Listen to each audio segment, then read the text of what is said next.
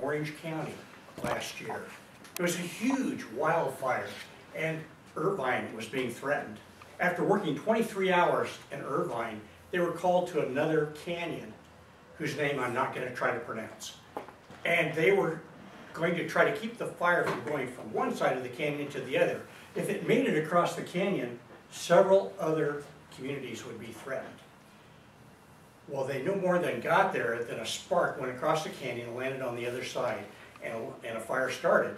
They grabbed their hose, charged up the hill to put out the fire, and just when they got there to turn on the water, it turned out their hose had gone over some sharp rocks and had been damaged. Hose was no good. They ran down the hill, grabbed another hose, hooked it up, ran back up the hill, got ready to put out the fire, and before they could get the water going through the hose, a hot spark had landed on the hose and burned a hole in it. The second hose was no good. Now the fire was cutting them off from the bottom of the canyon in their fire truck, and they were stuck on the side of the mountain. They called for help, and what happened? I'm sorry folks, but there's no helicopters. We advise you to go to the black. Well, when you go to the black, that means you go to a place that the fire's already burned. And in this case, they found a small area that was black. They got there. It was still hot, still embers burning. The fire had just recently finished there. And now, the only option that they had was to take their individual fire shelter tent off their pack and get inside and lay on the ground. The fire roared up like a wave of an ocean. Huge waves of fire, heat, tremendous noise. And of course they feared for their lives. And they're holding down the sides of the tent so that it wouldn't blow away or that the heat wouldn't come in. And just because you're in a fire tent doesn't mean you can necessarily survive. So they're laying there thinking about their wives and their children. We're going to see them again. Are we going to survive this? After a few minutes, finally the radio call came in. There's a helicopter on its way. The water came in and saved them, and they had a way to retreat. This is just a little illustration of what happens when there is a wildfire with a lot of fuel involved.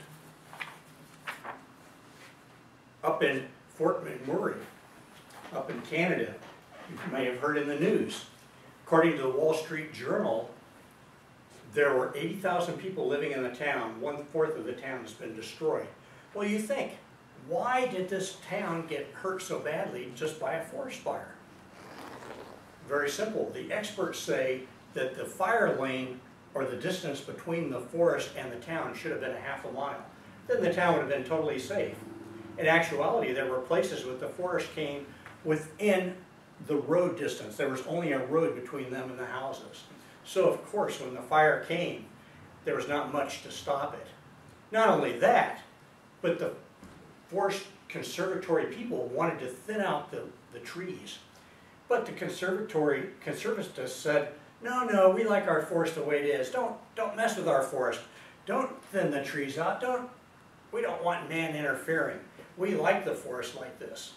That's fine until the fire comes. In fact, that fire was so hot that it generated its own weather, and the weather actually produced lightning, which started more fires. It's amazing. I didn't know that was even possible. So the problem with a forest that's just allowed to grow and you never cut any trees, you never thin anything out, is that there becomes so much fuel there over the years that when the fire does burn, it not only destroys the forest, but it also is a threat to man and as well as other people, their houses as well. Back in the early part of the 1900s, there were some really bad forest fires, about 3 of them. And one was in Michigan, 1,500 deaths. Washington, 38 lives were lost. And finally, in the Northern Rockies, 3 million acres and 86 lives were lost.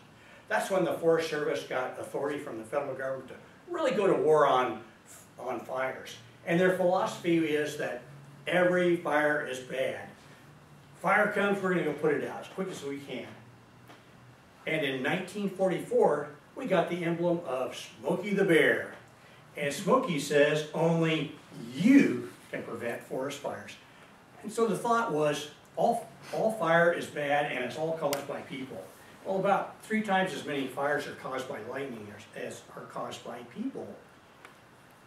And the Forest Service people on their website now, they recognize that fire can actually be good. And our Native Americans used to actually start fires so that there'd be more grass for the elk and for the buffalo. And the fire can relieve a lot of that pressure of too much material in the forest. It burns out the brush and the small trees and leaves the big trees alone because the fire is not that hot. So the Forest Service has started using that type of way of doing work in the forest, and it works quite well. In fact, even the Park Service allows fires to go now. Some of the benefits, it not only reduces the fuel, it also kills a lot of the pests, insects, and disease, and it can improve the habitat for other species, and it also allows new trees to grow as well as wildflowers and other plants. So fire, control fire, smaller fires are actually good for the forest. So you'd think that everybody would be in favor of this. Great idea, let's thin out the forest, let's have safe forests, let's not have these huge forest fires that destroy everything. Well, one of the problems that we have in the Forest Service that each year the federal government, the Congress, allocates money to the Forest Service. And it's all allocated for different projects for the Forest Service and only a certain amount for fires. If there's a bad fire, then they just take that money from the other projects. And unfortunately, there are people in Congress that do not allow this to change because they don't want the logging practices to change. So my appeal to you is make sure that your house doesn't have a lot of brush around it.